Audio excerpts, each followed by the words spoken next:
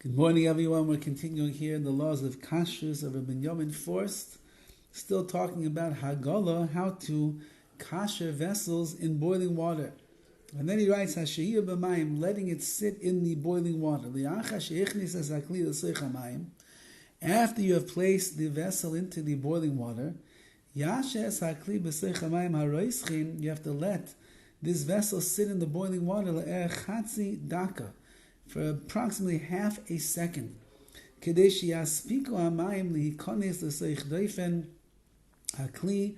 order that it gives enough time for the boiling waters, to get into the walls of the vessel, and remove the the treif that is absorbed inside these walls. But don't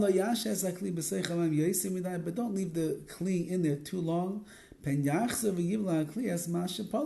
Maybe what will happen is the boiling water will pull the treif out of the walls that it was absorbed in, and then it's going to be sitting around inside the water, and it's going to go back inside the kli. So therefore, you can't let it sit there too long.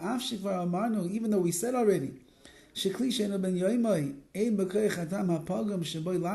though we already said that if you have a vessel that has not been used for 24 hours, you can't put it back in. You cannot put the isser back in. Nevertheless, we are careful for this. We try to avoid any halachic issues. Next, ha'agala kligala. What if you have a very large pot and you can't fit it into another pot? You have a huge, gigantic pot that you make your chicken soup in, some milk spilled in there while it was cooking, and now it's treif, you have to kasher it. What do you do then? Kli gadol she'efshar la'achnis l'sei kli acher. If you have a large kli that you can't put into a smaller one, derech hagala galasei hukach. This is the way that you do it. Memalu mayim ad tzvasa. You fill the pot up with water till the lip of the pot. Umartichoi ala eish, and you boil it up on the fire. Ad shi'ala bu'os, until it's bubbling. Uba'oidavei seach, and while it's bubbling and while it's boiling, meinich l'seicha even oibarza shenizchanu harbe be'eish.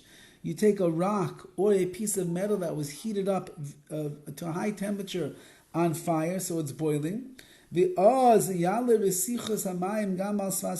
you drop it into the pot of water that's boiling right now. And what will end up happening? It will force the other waters to rise up and go over the lip of the kli, of the vessel that it's in. Because the lip of the kli also needs to be kashered at this time. So that's how you do it. You boil the water in the pot, it's boiling, and then you drop in the rock. The rock causes the water to go over the sides, over the top, and therefore everything is kosher. What about din yadis hakli v'chisur? What about the handles and the covers of the kli? You have to kasher also the handles of the kli. Because the handles also, which are connected, got some of the isur, got some of the prohibited substance in there as well. However, you don't have to actually get the handle into the boiling water. It would be enough if you just pour over boiling water over the handle. Mikli rishon, from the kli that has been boiling. Gam yadis ha'asim in plastic, even if you have handles made out of plastic, you can do the same thing. You take boiling water off the fire and you pour it onto there. Now, again, if you could fit the entire vessel into the pot, that it's not a problem, go for it. But if you can't, then you can pour over boiling water. We already explained. You have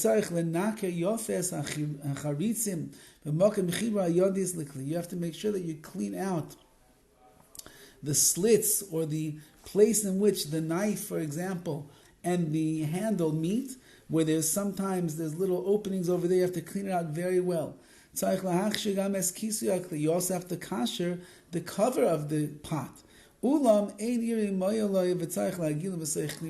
in that case, since the cover of the pot is cooking directly with the food that's inside, there you have to be able to put that into the pot of boiling water, that's standing on the fire. Okay, that's it for today, and tomorrow, Be'ez Hashem, we have some more in how to kasher with Hagala and the like. Have a wonderful day.